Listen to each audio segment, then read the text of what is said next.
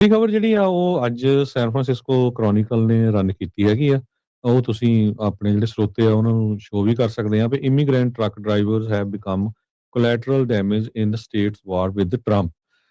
ਕਿਉਂਕਿ ਬਹੁਤ ਸਾਰੇ ਲੋਕਾਂ ਦੇ ਜਿਹੜੇ ਡਰਾਈਵਿੰਗ ਲਾਇਸੈਂਸ ਆ 17,000 ਦੇ ਕਰੀਬ ਕਮਰਸ਼ੀਅਲ ਡਰਾਈਵਿੰਗ ਲਾਇਸੈਂਸ ਉਹ ਕੈਂਸਲ ਕਰ ਦਿੱਤੇ ਸੀ ਪਿਛਲੇ ਮਹੀਨੇ ਕੈਲੀਫੋਰਨੀਆ ਨੇ।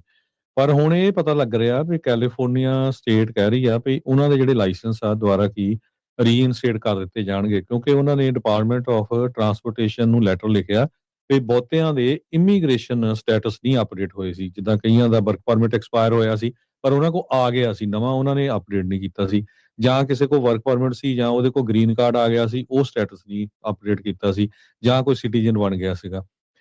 ਸੋ ਡਿਪਾਰਟਮੈਂਟ ਆਫ ਮੋਟਰ ਵਹੀਕਲ ਕਹਿੰਦੇ ਪਈ ਉਹ ਪਲਾਨ ਕਰ ਰਹੀ ਆ ਵੀ ਹੁਣ ਦੁਬਾਰਾ ਕੀ ਫੇਰ ਇਸ਼ੂ ਕਰੂਗੀ ਡਰਾਈਵਰਸ ਦੇ ਨਵੇਂ ਲਾਇਸੈਂਸ ਇਸ ਹਫ਼ਤੇ ਤੋਂ। ਇਹ ਕ੍ਰੋਨਿਕਲ ਨੇ ਦੱਸਿਆ ਵੀ ਉਹਨਾਂ ਨੂੰ ਇੱਕ ਲੈਟਰ ਵੀ ਮਿਲਿਆ ਹੈਗਾ ਆ। ਡੀਐਮਵੀ ਡਾਇਰੈਕਟਰ ਸਟੀਵ ਗਾਰਡਨ ਜੋ ਡਿਪਾਰਟਮੈਂਟ ਆਫ ਟਰਾਂਸਪੋਰਟੇਸ਼ਨ ਦੇ ਆ, ਉਹਨਾਂ ਨੇ ਇਹ ਕਿਹਾ ਵੀ ਜਿਹੜੇ ਟੈਕਨੀਕਲ ਇਸ਼ੂ ਸੀਗੇ ਜਿਹਦੇ ਕਰਕੇ ਗਲਤੀ ਹੋਈ ਸੀ ਉਹ ਸਾਰੀ ਜਿਹੜੀ ਸਟੇਟ ਨੇ ਹੁਣ ਕਰੈਕਟ ਕਰ ਰਹੀ ਹੈਗੀ ਆ। ਕੈਲੀਫੋਰਨੀਆ ਦੇ ਵਿੱਚ ਕੈਲੀਫੋਰਨੀਆ ਦਾ ਜਿਹੜਾ ਐਡਮਿਨਿਸਟ੍ਰੇਸ਼ਨ ਆ ਹਾਲਾਂਕਿ ਕਾਫੀ ਫਾਈਟ ਕਰ ਰਿਹਾ ਹੈਗਾ ਟਰੰਪ ਐਡਮਿਨਿਸਟ੍ਰੇਸ਼ਨ ਦੇ ਨਾਲ, ਕਿਉਂਕਿ ਸ਼ਾਨ ਡਫੀ ਹੁਣੀ ਜਿਹੜੀ ਆ millions of dollar the funding ਰੋਕ ਦਿੱਤੀ ਸੀ। ਪਰ ਉਹਨਾਂ ਨੇ ਪੂਰਾ ਐਕਸਪਲੇਨ ਕੀਤਾ ਵੀ ਕਿਸ ਤਰ੍ਹਾਂ ਜਿਹੜੇ ਲਾਇਸੈਂਸਸ ਆ ਇਹ ਵੈਲਿਡ ਹੈਗੇ ਆ। ਸੋ ਇਸ ਆਰਟੀਕਲ ਦੇ ਵਿੱਚ ਕਾਫੀ ਜਿਹੜੇ ਆਪਣੇ ਸਿੱਖ ਆ ਉਹਨਾਂ ਦੀਆਂ ਸਟੋਰੀਆਂ ਵੀ ਜਿਹੜੀਆਂ ਰਨ ਕੀਤੀਆਂ ਗਈਆਂ ਹੈਗੀਆਂ।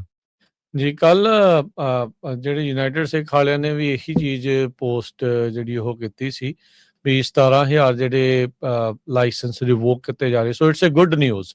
ਫਾਈਨਲੀ ਥੋੜੀ ਜੀ ਕੋਈ ਇਹਨਾਂ ਲੋਕਾਂ ਦੇ ਲਈ ਗੁੱਡ ਨਿਊਜ਼ ਆਈ, ਕਿਉਂਕਿ ਜਿਹਦੇ ਵਿੱਚ ਡੀਐਮਵੀ ਦੀ ਗਲਤੀ ਆ ਉਸ ਨੂੰ ਉਹ ਸੁਧਾਰਨਾ ਉਹਨਾਂ ਦੀ ਜ਼ਿੰਮੇਵਾਰੀ ਬਣਦੀ ਸੀ। ਲੋਕਾਂ ਦੀ ਉਸ ਦੇ ਵਿੱਚ ਗਲਤੀ ਜਿਹੜੀ ਉਹ ਨਹੀਂ ਸੀ ਵੀ ਤੁਸੀਂ ਤਰੀਕਾ ਜਿਹੜੀ ਮਨਿਆਦ ਆ ਉਹਦੇ ਹਿਸਾਬ ਦੇ ਨਾਲ ਤੁਸੀਂ ਚੇਂਜ ਨਹੀਂ ਕੀਤੀਆਂ। ਈਵਨ ਜਿਹੜੇ ਲੋਕ ਹੁਣ ਹਰਜੋਤ ਸਿੰਘ ਜੀ ਉਹਨਾਂ ਲੋਕਾਂ ਦਾ ਵਿਚਾਰਿਆਂ ਦਾ ਕੀ ਬਣੂਗਾ ਜਿਹੜੇ ਠੀਕ ਕਰਾਉਣ ਦੇ ਲਈ ਡੀਐਮਵੀ ਗਏ, ਉਹਨਾਂ ਦੇ ਲਾਇਸੈਂਸ ਹੀ ਰੱਖ ਲਏ।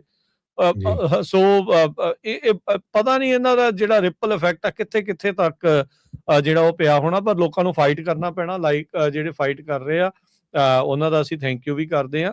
ਸੋ ਐਸਐਫ ਕ੍ਰੋਨਿਕਲ ਨੇ ਅੱਜ ਜਿਹੜੀ ਵਿਸ਼ੇਸ਼ ਤੌਰ ਦੇ ਉੱਤੇ ਇਹ ਨਿਊਜ਼ ਜਿਹੜੀ ਉਹ ਛਾਪੀ ਹੈਗੀ ਆ ਵੀ ਕੀ ਇਸ ਦੇ ਵਿੱਚ ਇਸ ਮੌਕੇ ਚੱਲ ਜੋ ਰਿਹਾ ਹੈਗਾ ਆ। ਸੋ ਬਹੁਤ ਸਾਰੀਆਂ ਕੰਪਨੀਆਂ ਨੂੰ ਇਹ ਡਰ ਸੀਗਾ, ਕੰਮ ਵੀ ਘਟਿਆ ਹੀ ਪਿਆ ਸੀਗਾ, ਕੰਮ ਤਾਂ ਵੈਸੇ ਹੀ ਪਹਿਲਾਂ ਹੀ ਜਿਹੜਾ ਉਹ ਘੱਟ ਸੀਗਾ ਹਰਜੋਤ ਸਿੰਘ ਜੀ, ਤਾਂ ਹੁਣ ਉਹਨਾਂ ਨੂੰ ਇਹ ਸੀਗਾ ਵੀ ਡਰਾਈਵਰ ਜਿਹੜੇ ਉਹ ਨਹੀਂ ਸੀ ਮਿਲਣੇ। ਸੋ ਡਰਾਈਵਰ ਸ਼ਾਰਟੇਜ ਹੋਣ ਦੀ ਜਿਹੜੀ ਕਿਆਸ ਰਹੀ ਸੀ। ਹੁਣ 17,000 ਚੋਂ 17,000 ਦੇ ਹੀ ਜਿਹੜੇ ਲਾਇਸੈਂਸ ਆ ਉਹ ਮੁੜ ਬਹਾਲ ਹੋਣਗੇ, ਜਾਂ ਜਿਹੜੇ ਉਹ ਕੈਂਸਲ ਕਰਨੇ ਸੀਗੇ ਵੀ ਉਸ ਨੂੰ ਉਹਨਾਂ ਨੇ ਰੋਕ ਦਿੱਤਾ ਆ, ਜਾਂ ਜਿਨ੍ਹਾਂ ਦੇ ਡਾਕੂਮੈਂਟੇਸ਼ਨਸ ਅਪਡੇਟ ਹੋਣਗੀਆਂ, ਕਿਹਦੀਆਂ ਹੋਣਗੀਆਂ, ਕਿਵੇਂ ਹੋਣਗੀਆਂ, ਡੀਐਮਵੀ ਉਹਦੇ ਉੱਤੇ ਆਉਣ ਵਾਲੇ ਦਿਨਾਂ ਚਾਨਣਾ ਜਿਹੜੀ ਉਹ ਪਾ ਸਕਦੀ ਆ।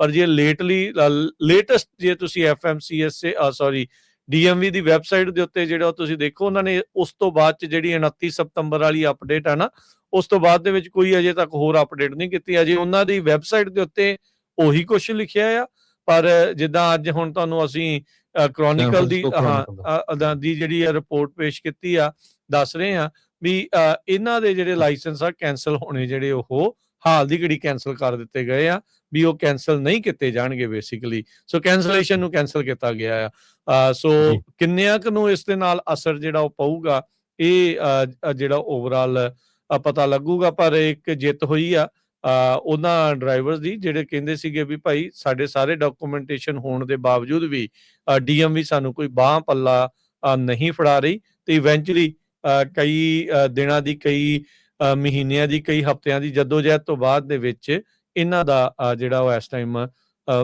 ਮਾਮਲਾ ਜਿਹੜਾ ਉਹ ਸੁਣਿਆ ਗਿਆ ਹੈਗਾ ਆ।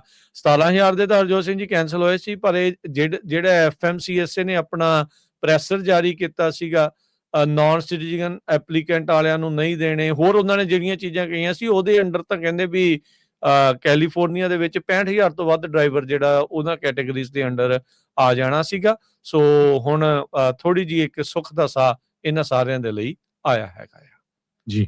ਇਹਦੇ ਵਿੱਚ ਇਸ ਆਰਟੀਕਲ 'ਚ ਇਹ ਲਿਖਿਆ ਆ ਵੀ ਹਜੇ ਤੱਕ ਇਹ ਨਹੀਂ ਪਤਾ ਵੀ ਜੋ ਫੈਡਰਲ ਗਵਰਨਮੈਂਟ ਆ ਉਹ ਕਿੱਦਾਂ ਰਿਸਪੌਂਡ ਕਰੂਗੀ ਕੈਲੀਫੋਰਨੀਆ ਦੇ ਇਸ ਡਿਸੀਜਨ ਦੇ ਉੱਤੇ ਵੀ ਜੀ ਅਸੀਂ ਰੀਇਸ਼ੂ ਕਰਨੇ ਲਾਇਸੈਂਸ ਸ਼ੁਰੂ ਕਰ ਦਿੱਤੇ ਹੈਗੇ ਆ। ਟਰੰਪ ਆਫੀਸ਼ੀਅਲਸ ਜਿਹੜੇ ਆ ਉਹ ਕੋਸ਼ਿਸ਼ ਕਰ ਰਹੇ ਆ ਨਵੇਂ ਰੂਲ ਲਾਉਣ ਦੀ, ਤਾਂ ਕਿ ਜਿਹੜੇ ਵੱਧ ਤੋਂ ਵੱਧ ਲੋਕ ਜਿਹੜੇ ਆ ਉਹ ਕਮਰਸ਼ੀਅਲ ਲਾਇਸੈਂਸ ਨਾ ਲੈ ਸਕਣ, ਜਿਹਦੇ ਵਿੱਚ ਬਹੁਤ ਸਾਰੇ ਜਿਹੜੇ ਆ ਮੈਜੋਰਟੀ ਆਫ ਇਮੀਗ੍ਰੈਂਟ ਐਪਲੀਕੈਂਟਸ ਹੈਗੇ ਆ। ਹਾਲਾਂਕਿ ਕੋਰਟ ਨੇ ਵੀ ਜਿਹੜਾ ਰੂਲ ਕੀਤਾ ਆ ਵੀ ਇਹ ਤੇ ਹੋਲਡ ਕਰੋ, ਤੁਸੀਂ ਜਿਹੜੇ ਲਾਇਸੈਂਸ ਆ ਉਹ ਕੈਂਸਲ ਨਹੀਂ ਕਰ ਸਕਦੇ ਹੈਗੇ।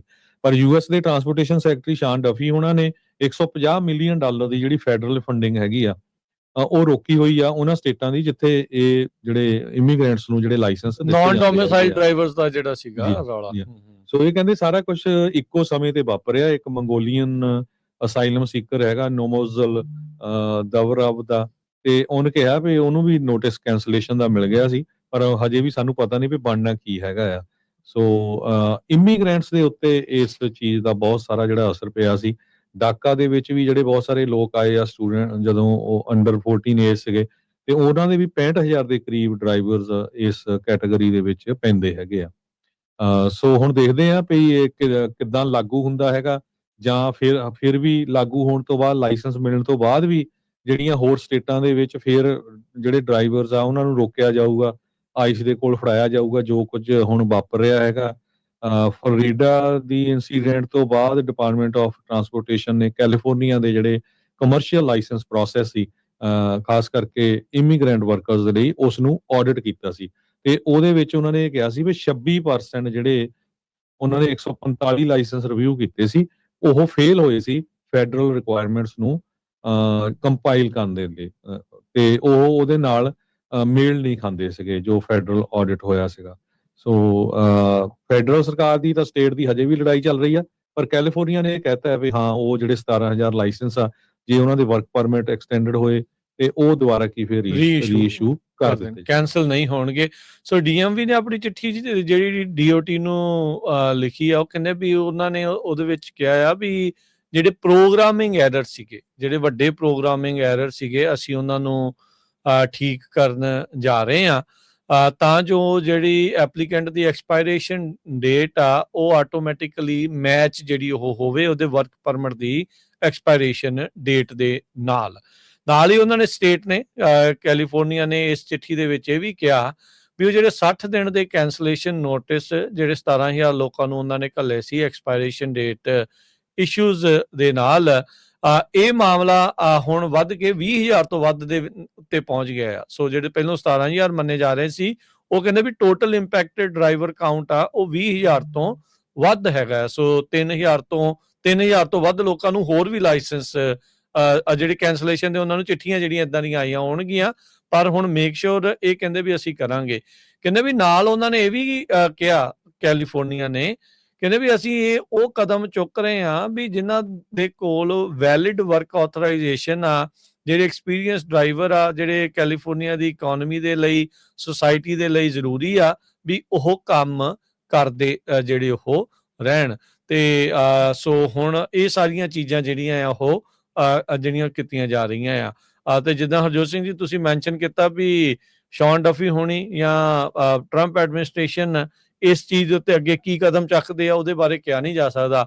ਥੋੜੇ ਦਿਨ ਪਹਿਲਾਂ ਨਿਊਯਾਰਕ ਦੇ ਉੱਤੇ ਨਿਸ਼ਾਨਾ ਜਿਹੜਾ ਉਹਨਾਂ ਨੇ ਸਾਧ ਲਿਆ ਸੀਗਾ, ਸ਼ੌਨ ਡਫੀ ਹੋਣਾ ਨੇ 8ਵਾਂ ਸੂਬਾ ਬਣ ਗਿਆ ਉਹ ਇਹਨਾਂ ਦੀਆਂ ਨਜ਼ਰਾਂ ਦੇ ਵਿੱਚ, ਜਿਹਦੇ ਵਿੱਚ ਉਹਨਾਂ ਨੇ ਨਿਊਯਾਰਕ ਦੇ ਉੱਤੇ ਨਿਸ਼ਾਨਾ ਜਿਹੜਾ ਲਾਇਆ ਵੀ ਉਹਨਾਂ ਨੇ ਵੀ ਕਮਰਸ਼ੀਅਲ ਡਰਾਈਵਿੰਗ ਲਾਇਸੈਂਸ ਜਿਹੜੇ ਆ ਇਮੀਗ੍ਰੈਂਟਸ ਨੂੰ ਉਹ ਗਲਤ ਢੰਗ ਦੇ ਨਾਲ ਇੰਪ੍ਰੋਪਰਲੀ ਜਿਹੜੇ ਉਹ ਇਸ਼ੂ ਕੀਤੇ ਆ।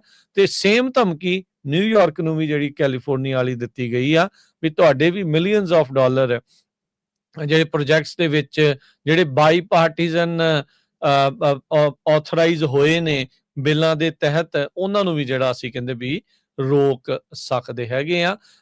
ਸੋ ਕੈਲੀਫੋਰਨੀਆ ਆਪਣੇ ਪ੍ਰੋਗਰਾਮਿੰਗ ਦੇ ਵਿੱਚ ਕਹਿੰਦਾ ਵੀ ਹੁਣ ਸੁਧਾਰ ਕਰਾਂਗੇ, ਉਹਨਾਂ ਦੇ ਜਿਹੜੇ ਲਾਇਸੈਂਸਸ ਆ ਉਹਨਾਂ ਨੂੰ ਮੁੜ ਦੁਬਾਰਾ ਬਹਾਲ ਜਿਹੜਾ ਉਹ ਕੀਤਾ ਜਾਊਗਾ ਸਹੀ ਡੇਟਸ ਦੇ ਨਾਲ।